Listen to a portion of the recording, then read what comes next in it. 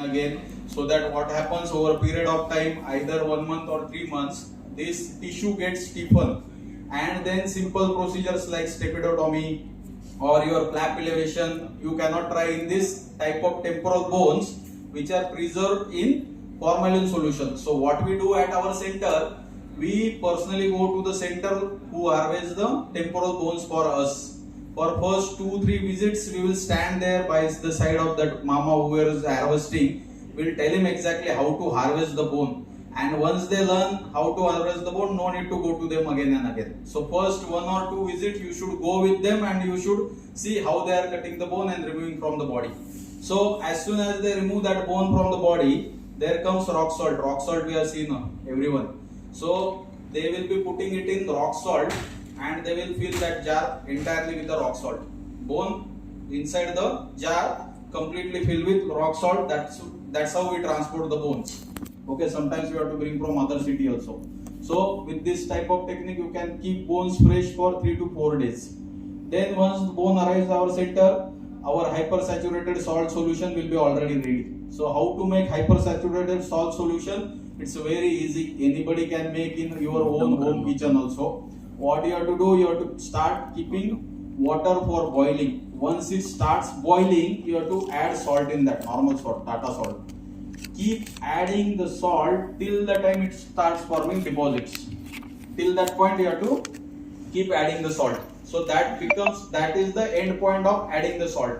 Once you add the salt, it is not getting dissolved, it is depositing at the bottom. That is the point where you have to stop adding more salt. That becomes your hypersaturated salt solution. So this hypersaturated salt solution, you can keep your bone within. You believe or not, after 6 months also you will feel that that bone is fresh. Just now you have got it some 3-4 days back from some other place. So this hypersaturated salt solution also you have to keep changing every month. So prepare fresh salt solution and it hardly takes 20 minutes. Okay, so 20 minutes is nothing to preserve so much important temporal bones for us. Okay, so the first exercise what we learn is the cortical mastectomy.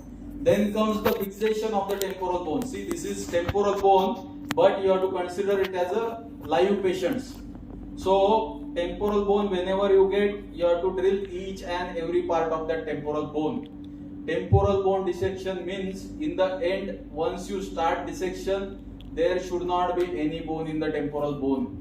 There will be only important structures which are left, like sigmoid sinus, jugular bulb, internal carotid artery, and the facial nerve. So you will keep only and only the soft tissue structures in the bone. You will drill out entire, you have to drill entire bone. It should not be seen anything like this. Okay, so this is the fresh bone. So here what I have done, I have removed all the soft tissue, all the way from the root of zygoma till mastoid tip I have exposed. And here you can see the attachment of sternocleidomastoid which is already cut.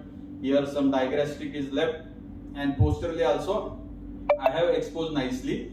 So bone has to be fixed in anatomical position only. I have seen many centers, many people, they demonstrate the temporal bone dissection. They will be keeping the temporal bone whatever position they want to just drill with the ease. It's not that you are learning temporal bone as a bone. You have to consider that it is the patient and you have to restrict yourself how much that temporal bone can be tilted. See, now if I want to drill this part, it's very easy for me. I turn the temporal bone. Okay, but that is not the way. You cannot turn that much patient's head when you are doing live surgery. So what you have to do, if you are sitting, you want to drill the tip. You want to drill the tip. So what will be your position? You should be exactly diagonal to it. So I'll go like this. I want to drill this part. Okay. Instead of turning bone towards me, what I'll do, I'll shift my chair myself and I'll turn the microscope in that direction. Suppose I want to drill dura. So it's easy for me. What I'll do, I'll take bone like this, I'll do like this. If you do bone like this part will get exposed, you can drill easily. But that is not the way. You cannot do like this patient's head. Okay, especially when they are under local anesthesia. You do all surgeries under local anesthesia, so you cannot manipulate neck that much extent. So what I'll do, if I want to drill this part of tegmen, I'll shift myself like this, diagonally opposite, and with the microscope also I'll shift like this, so that I can see this part and I can drill this part. Okay, so this is for anatomical orientation. This is the right temporal bone, and it is fixed up in the anatomical position where the masseter tip is inferiorly and the root of zygoma is facing anteriorly. So this is the anterior part, this is the posterior part, this is the inferior part, and this is the superior part. That's why this is right temporal bone, and you can see the right tympanic membrane here. So this is the spine of Henle. So this is the spine of Henle, and cortical mastoidectomy you have to do wide and total cortical mastoidectomy whenever you are learning in the temporal bone dissection. While doing surgery, need not to be exactly wide cortical mastoidectomy. So the first cusp is exactly parallel to the root of the zygoma. From the root of the zygoma, drill it posteriorly how much you can go. Then the second cut comes exactly parallel to the wall of the external auditory canal. So this is the wall of external auditory canal, so that will come exactly parallel to it. Okay. Then the third cut will be joining these two things together, and then this is called as area of triangle of attack. So you have to start drilling this area. Okay, so like this I have opened now the mastoidectomy, mastoid antrum is open. So again, this is the right temporal bone, this is the mastoid tip, this is the root of zygoma, the superior part, the posterior part. You can see the sigmoid sinus dura is coming into the picture, and this is the tegmen. So mastoid antrum is open here. Then next is the end point of doing routine cortical mastoidectomy while doing surgery is seeing the body of incus. So once we see this much part, we leave the surgery there if epitympanum is not involved. So this is the end point of routine cortical mastoidectomy. Need not to be drilled this much extensively to expose the sigmoid sinus or the mastoid tip. So this part, it has to be open till this, and here ends your routine cortical mastoidectomy. But as I said, in temporal bone you have to drill extensively and like this. So we have to go retrosigmoid also. We have to expose the sigmoid sinus fossa dura. We have to expose the tegmen also. We have to make it thin line, and the mastoid tip has to be drilled. Then this is the digastric ridge. Digastric ridge is very important landmark to identify the vertical segment of the facial nerve. So this is the posterior fossa dura along with the sigmoid sinus is completely exposed. This is the sigmoid sinus. This is the posterior fossa dura posterior to the sigmoid sinus. This is the retrosigmoid area. And here the tegmen is there, and antrum we can see with the body of incus. So here I am showing you the digastric ridge and the muscle inside. This is the digastric muscle here. Next comes important, the epitympanotomy. So what is the importance of epitympanotomy? Whenever there is a ossicular fixation, suppose we elevate the flap in cases of central perforation and we see the ossicular mobility is restricted, and we don't see any pathology, whatever is visible in the middle ear, like handle of malleus is normal, long process of incus is normal, the surreptitious suprastructure is normal, you are able to see the footplate also looks normal. There is no any other granulation tissue, fibrosis or tympanosclerosis in the middle ear. So if the ossicular mobility is still restricted, two possibilities can be there. Either there can be otosclerosis, or there will be something wrong, the part of ossicular chain which is not visible to us. So otosclerosis is on-table diagnosis. You have to just touch the malleus and see whether incus and stapes both are moving. Suppose if only incus is moving and stapes is not moving, this means the stapes is fixed, means this is the diagnosis of otosclerosis. Suppose in case malleus or incus both are not moving, or either malleus or either incus is not moving, with middle ear absolutely normal, so you have to go to epitympanum, because there is the part of malleus and incus which is in epitympanum. There is the head of the malleus, body of the incus, and short process of the incus. So there are certain pathologies which can fix this. Majoritarily we see the dense granulation tissue or polypoidal mucosa. Second comes the tympanosclerosis, and third comes even more advanced stage, that is the bony ankylosis. So tympanosclerosis, granulation and bony ankylosis can involve any of this. Any of this means which is the part of epitympanum, the head of malleus and the body of incus. So in these cases, we have to expose those parts. So epitympanotomy, what we do? We drill from the root of the zygoma. So we go anterior to the head of malleus, start drilling exactly from the root of zygoma, because there are no any important structures in the root of zygoma. There is nothing comes, no nerve, nothing. You have to be careful while drilling this area. You should not damage the tegmen, either you should not damage the posterior canal wall. That much only precaution you have to take. There doesn't come any facial nerve, doesn't come any vessel, no carotid artery, no jugular bulb, no sigmoid sinus, nothing is there. That part is so vacant there. You have to just simply keep drilling and you will open up this space.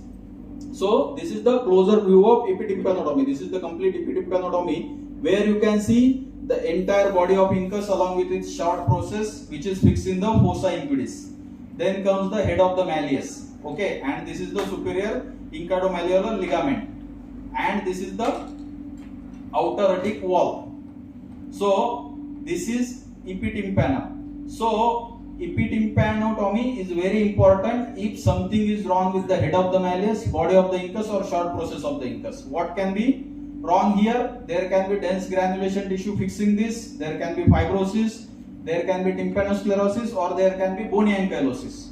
So if you free this, there is no substitute for the normal ossicular chain. If suppose malleus is fixed, incus is fixed, I will say I will remove the incus, I will remove the malleus, but you cannot replace the God. We are not gods, we are just doctors. So always try to preserve the normal anatomy, because we know the mechanism of hearing. The sound transmission is maximum when it goes through malleus, incus and stapes. Whatever reconstruction you do, you cannot achieve that sound amplification with your own techniques. So you have to try to preserve this normal structure as much as possible. So again here you can see the head of the malleus, the body of the incus, short process of incus, and you can see the eustachian tube orifice here. Then next comes the facial recess approach. So what is the importance of facial recess approach? Nowadays cochlear implant is happening everywhere, because government is sponsoring lot of funds for that, and even private practitioners and patients capacity has also increased now, paying capacity. So they are doing on their own the private cochlear implants also. So this facial recess approach is a very important approach. It is called posterior tympanotomy approach. It is very, very important. People who are doing cochlear implant through this approach. There is another technique called Varia technique. That is other part for PGs or consultants who have started practice in cochlear implant. So this facial recess approach is very, very important. So what is the facial recess? So facial recess is a cell which is exactly just below the body of this short process of the incus, lodges here. It calls incus buttress. So it is just inferior to the incus buttress, and it is medial to the annulus here, and it is superior to the facial nerve. So this is called as the facial recess. If you drill here, exactly here, you have to avoid injuries to three structures here. The first structure is short process of incus, then the second structure is the chorda tympani nerve and the annulus, and the third structure is the facial nerve itself. So we have to avoid injuries to all these area while doing this facial recess approach. So here the facial recess cell is already been opened. You can see here I have preserved the incus buttress, I have preserved the chorda, which is not at all visible here. It's not visible here means I have not opened it or touched it yet, and inferior also you are not able to see yet facial nerve, means I have not opened the facial nerve also. So next stage is to delineate.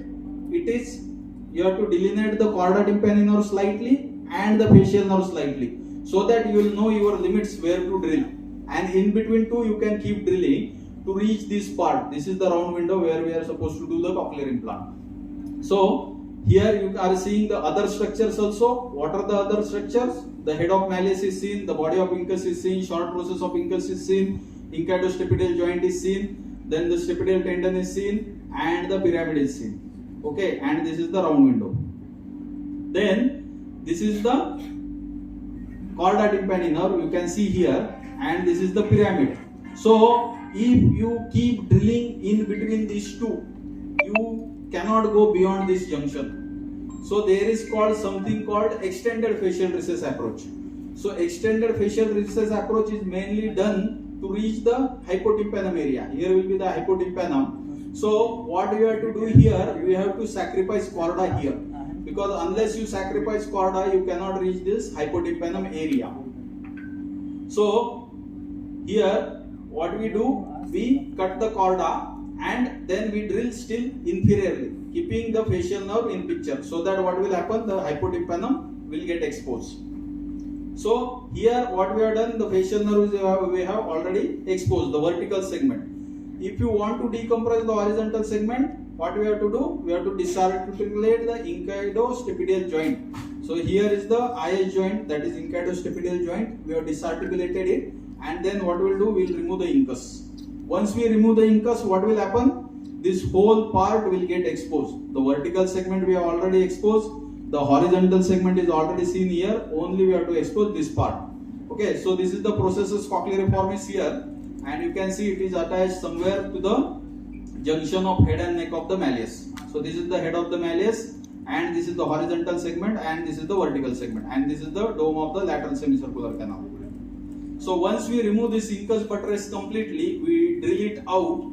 You can see again here the processus cochleariformis, the horizontal segment of the facial nerve, the second genu. Second genu will be exactly posterior to the pyramid. So this is the pyramid, this is the stapedius tendon. So it is posterior to it. This is the second genu, and this is the vertical segment of the facial nerve. So here I am showing exactly, my pointer is at the second genu of the facial nerve. Why second genu? Because their facial nerve is taking turn. The horizontal segment is become vertical segment, and it is exactly posterolateral to the pyramid. So this is the pyramid, and this is the second genu of the facial nerve.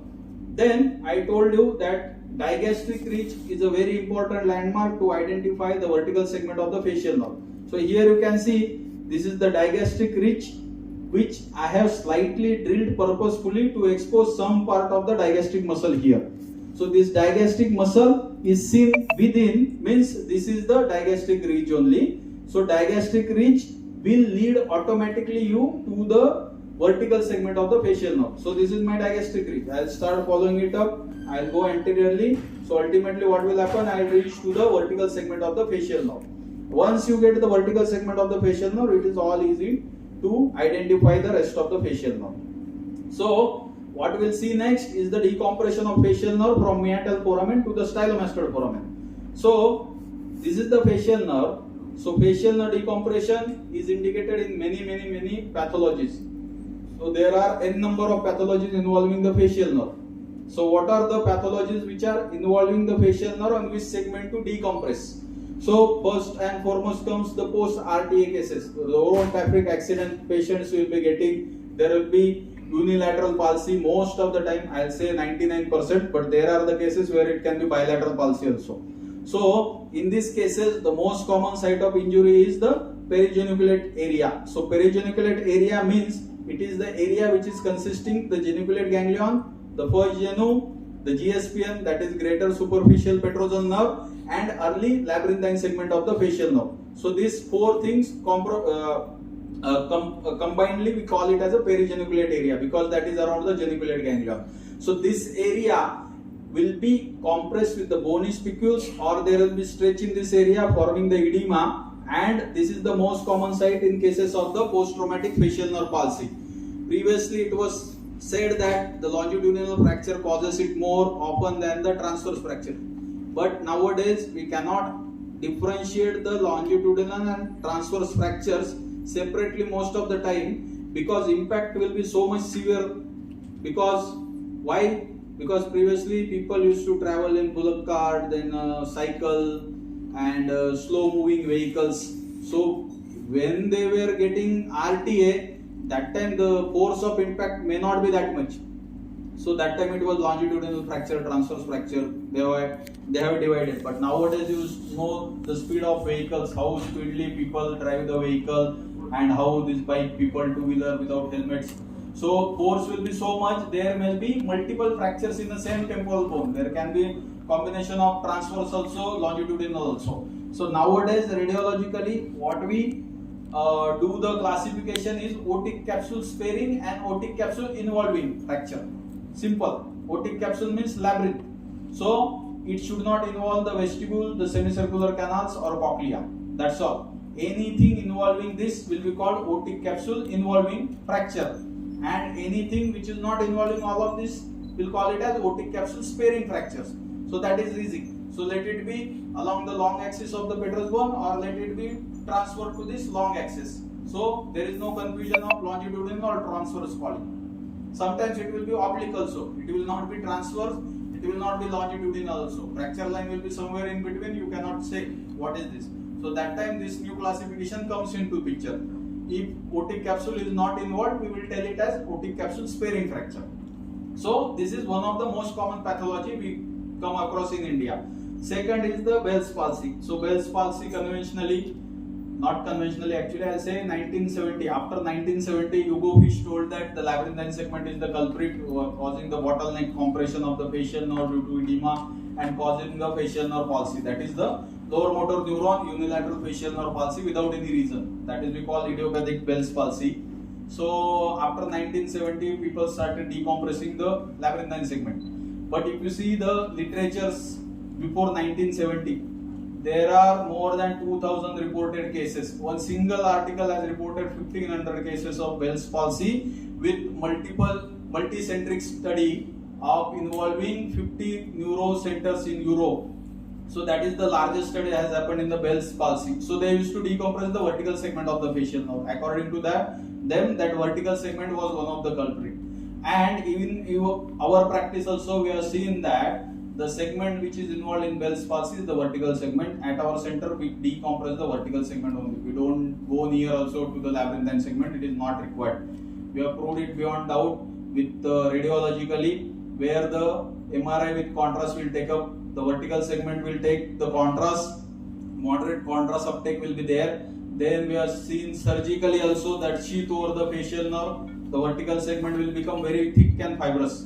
Actually, naturally the sheath will be thick only in the vertical segment if you compare it with the horizontal segment or the geniculate ganglia. But this the thickness will increase more to 2 or 3 times and you cannot easily remove it or slice it. So vertical segment we decompress. As per 1970, 2000 cases also are done, and me and my boss is having largest experience of the facial nerve cases in India. So according to his opinion also we have to decompress vertical segment. And a very good test is the Shermer's test. So Shermer test, we know the presence and absence of the lacrimation. So lacrimation is present means Shermer is negative, and if lacrimation is absent means Shermer is positive. So Shermer test gives very good clue. It is called as topodiagnostic test. So topodiagnostic means you can point out the exact site of lesion. That is called topodiagnosis. So Shermer test and stapedial reflex. Why these two? So see, GSPN goes from this area somewhere and your stapedial tendon is here. So if you are able to identify the site of lesion depending on this, then you can exactly point out which part of the facial nerve is involved. Suppose GSPN is involved. GSPN is involved means what will happen? Lacrimation will reduce or it will be absent, means Shermer will become positive. In which cases Shermer becomes positive? I told you, the first and foremost RTA, perigeniculate area. This is the area, perigeniculate area. So there even GSPN also will be involved, and those patients will have reduced lacrimation or absent lacrimation. Then if you see the stapedial reflex, suppose in a case stapedial reflex is also absent and Shermer is also positive. So what will happen? Automatically your lesion goes to proximal to this part, because this is also involved and this is also involved. So automatically you have to take that proximal segment is involved. Then suppose you are seeing that Shermer is negative, means this part is not involved and this is also not involved. So means the lesion will be somewhere even before this, means it can be in the labyrinthine segment, it can be in the interauditory meatus or CP angle itself. Suppose, and then if stapedial reflex is present, this present means what? That facial nerve is functioning till this point. So till this point it is functioning means lesion is distal to this, means lesion will be in the vertical segment. So like this, topodiagnostic tests are very important. So we will see the decompression of facial nerve from meatal foramen up to the stylomastoid foramen. So what I have done here, this structure, we'll go and see what was that structure. See this structure. This I told you, it is the processus cochleariformis. It is the most consistent landmark in the temporal bone, you can say. It will be hardly destroyed even in cases of extensive cholesteatoma. So this is the most consistent landmark. So what we have to do, we have to out fracture this processus cochleariformis, and then what will happen, we can expose the geniculate ganglion area. So this is the geniculate ganglion. So this is geniculate ganglion, you can see, and GSPN will go anteriorly. This is, I am curating the bone around the GSPN. So here you can see the GSPN. So facial nerve and GSPN will be like in a same line. You will feel that facial nerve is only continuing anteriorly, but that will not be facial nerve. That will be the GSPN in the anterior part. What happens with the facial nerve? It takes sudden V-turn here. It will suddenly go down to form the labyrinthine segment. So here you can see nicely the labyrinthine segment of the facial nerve. So this is the labyrinthine segment, the face genu and the geniculate ganglion. Okay, and this is the GSPN. So this is the area which I was talking about, is the area of the perigeniculate area. So base of the styloid will expose the geniculate ganglion. So here you can see the entire facial nerve is exposed, right, starting from the labyrinthine segment up to the stylomastoid foramen. So next is the facial nerve decompression is not just exposing the facial nerve. Decompression means we have to incise the epineurium, that is the sheath of the facial nerve. Sheath of the facial nerve we call epineurium, and the facial nerve itself will be inside, which is called the perineurium. The facial nerve fibers are called perineurium. So sheath is epineurium, we have to incise the epineurium using tenotope. So this will be some sharp instrument from the front part, and it will be blunt from the back side. So what will happen, when you slice the sheath, only sheath will get cut.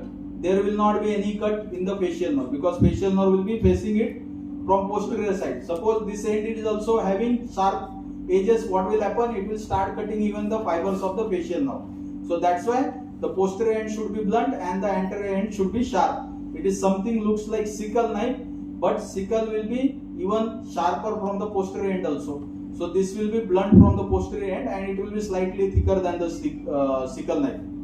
So like this, you have to expose the facial nerve sheath, and then you can see the perineurium inside. So here I am putting the instrument inside. This instrument is actually inside the facial nerve sheath, and you can see the shadow of the instrument. This is the cutting edge.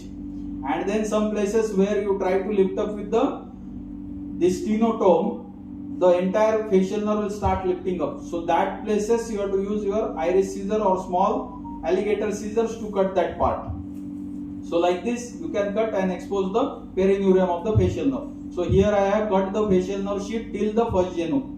Okay, and over GSPN also we can cut. There will not be any sheath on the labyrinthine segment. So labyrinthine segment is the segment of the facial nerve which is devoid of any facial nerve sheath, that is epineurium. So no need to cut there anywhere. You have to start cutting from the first genu. So here this is the first genu area.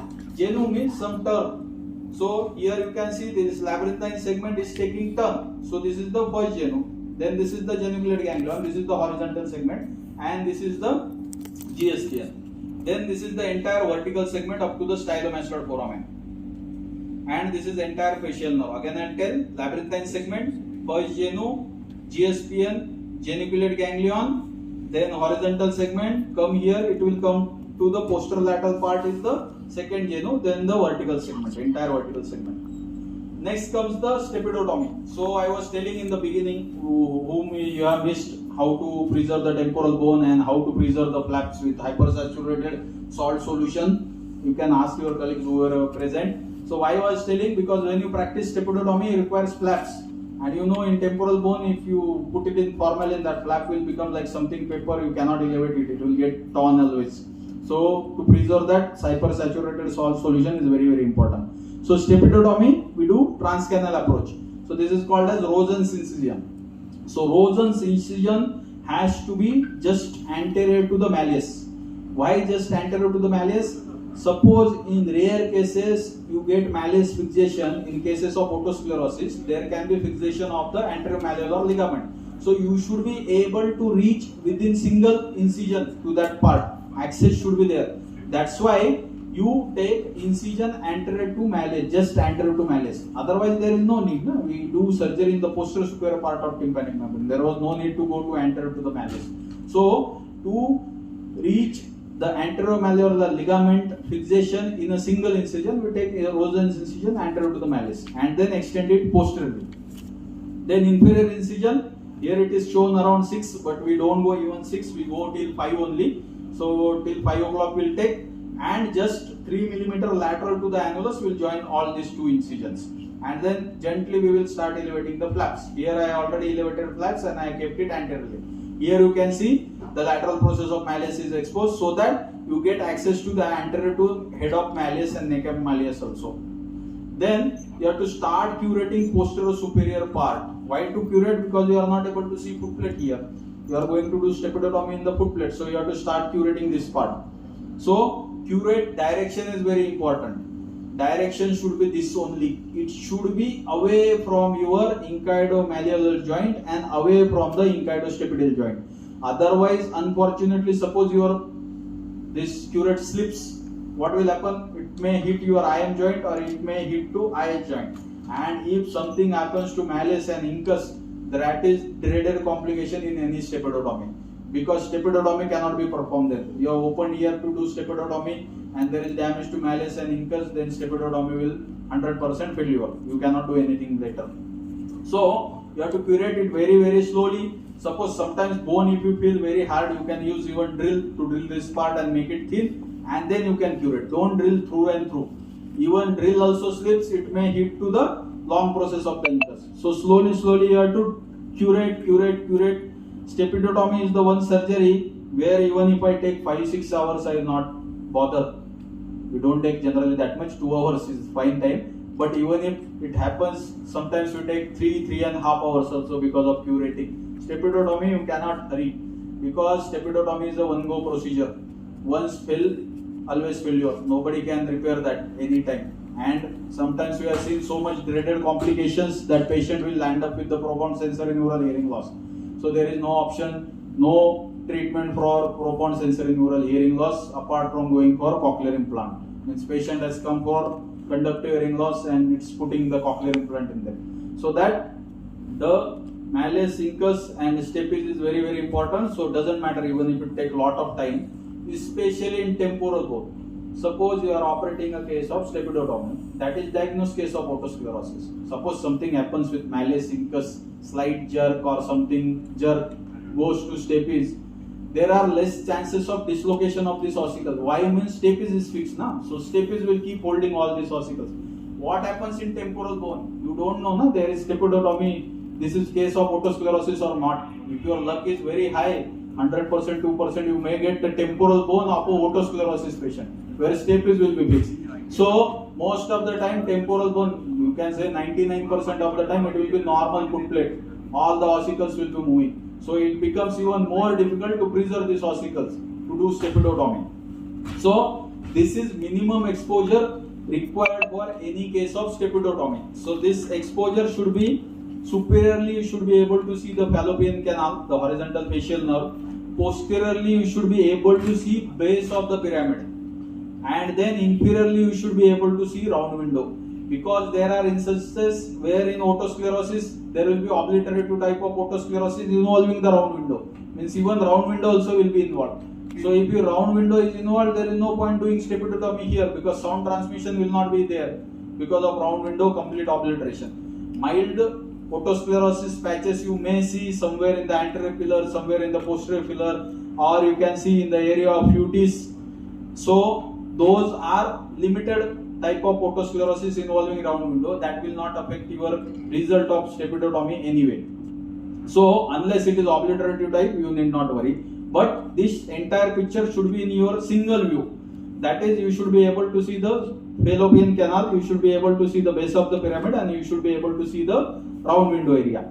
So this is our area of interest. Here you can see the annular ligament. This is the annular ligament of the stapes. This is the posterior crus of the stapes. This is the stapedial tendon, and this is the pyramid. And this is the incaidostepidial joint. This is the incus.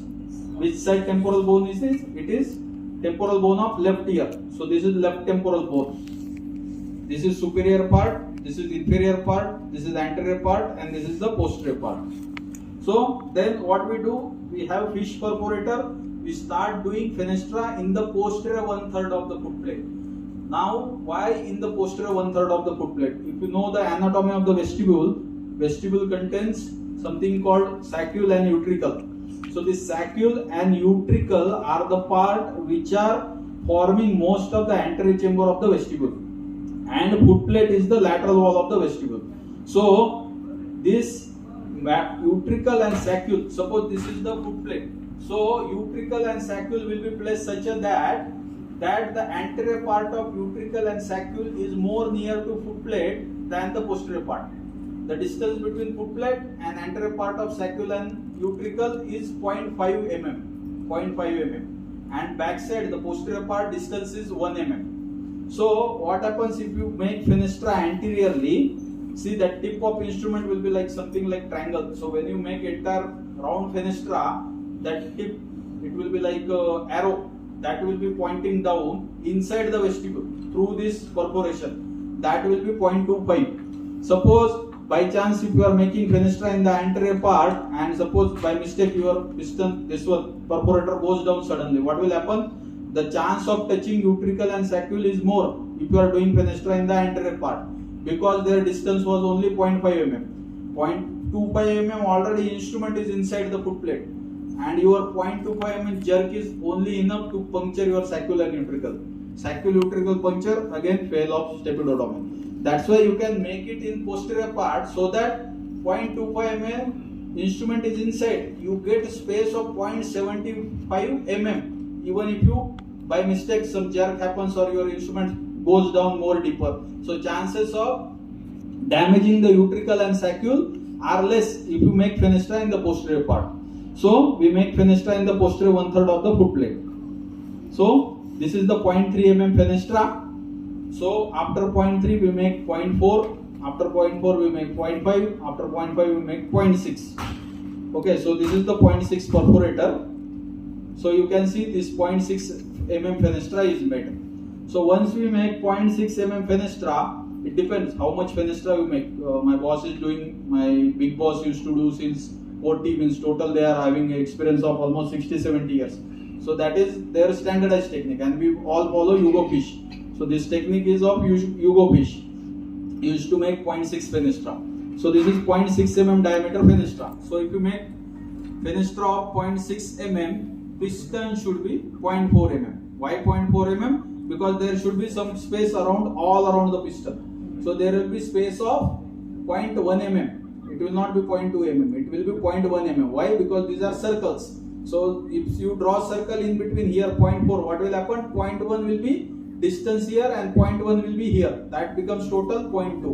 So there will be space of 0.1 mm all around. If you put a piston of 4 mm. Then this is the piston we use. The shaft should be exactly strong, straight, slender, and it should be completely circular. And then we insert the piston. It will be anchored to the long process of the incus. And you can see 0.25 mm. This piston, lower part 0.25 mm, should be inside the vestibule. Then only sound conduction will be there. So here you can see the base of the piston, which is well within the fenestra. And then what we do? We do cover this piston loop with the corda tympani to support it so that it will not fall. And then this is called reverse stepidotomy, because this is temporal bone. This is not a case of otosclerosis. So you have to maintain foot plate till end. That's why what you have to maintain? You have to maintain this ossicular continuity. Otherwise, if you remove the suprastructure in the beginning only, what will happen? Foot plate will become unstable. Sometimes if foot plate is normal, foot plate will come along with this suprastructure. So it is very risky to remove it in a temporal bone. Surgically, we don't do like this. What we do actually, surgically, we don't do reverse stepidotomy. That also can be done surgically. Once we make this 0.3 mm fenestra, what we do? We remove the suprastructure. So to remove the suprastructure, we will disarticulate the incudostapedial joint. Then we will cut the stapedial tendon. Then we will drill the posterior crustaceous beds and we will fracture everything. and then we'll start making fenestra bigger and bigger. So here it is called reverse stepidotomy because this is a temporal bone dissection. So here separation of the incaidostepidial joint is done with the 45 angle pick. Then I am cutting the stapedius tendon.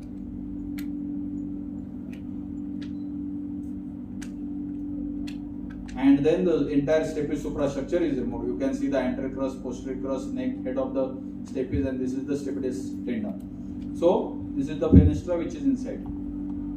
Then you have to crimp the piston. So we will crimp the piston and we will keep chorda tympanior like this to support the piston. So next comes the canalplasty. So canalplasty is many times we come across many hump and bumps in this area of canal. There will be some irregularities in canal. So we have to drill it. We have to make it wide and conical in shape so that ते आपलं भोंगा पाहिलं का तुम्ही भोंगा? There is something called भोंगा मराठी आपण लहानपणी खेळायचो ते त्याच्यातून असा आवाज दिला का मोठा आवाज येतो. So you have to make it a conical shape. Means the lateral part should be bigger and the medial part should be like cone end. So that what will happen? All the sound energy will be converted into and projected towards the tympanic membrane. So this should be conical. So that your burr should be also conical because you are going to make it cone. It takes lot of time if you keep doing with cutting. Cutting you should never use for actually this canaloplasty, the regular cutting I am telling, round cutting.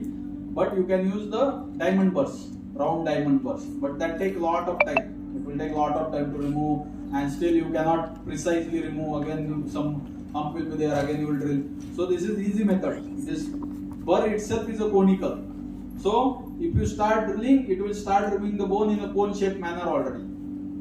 Okay, and then in the end, in the medial part, you can use the diamond burr, and then you can flatten all the humps and bumps in the ESC, so that it will be completely making the canal very much straight. So what is the importance of canalplasty? We have done one study long back. My boss has done almost 17 years back, and he found out that there is a improvement of 9 decibel hearing gain when we do canalplasty when compared to the patients where canalplasty was not done. Plus your graft placement becomes very easy because if there are no humps, you have to just slide your graft like a piece of paper and then everything will get stuck under this. Suppose if there is hump, beyond that hump you cannot see sometimes graft. Even if you turn microscope here, there, sometimes some part you cannot reach. So that part also will become straighter. So this was regarding the temporal bone dissection, where I tried to cover basic surgeries like the cortical mastectomy, the stepidotomy, and the canalplasty. So thank you everyone.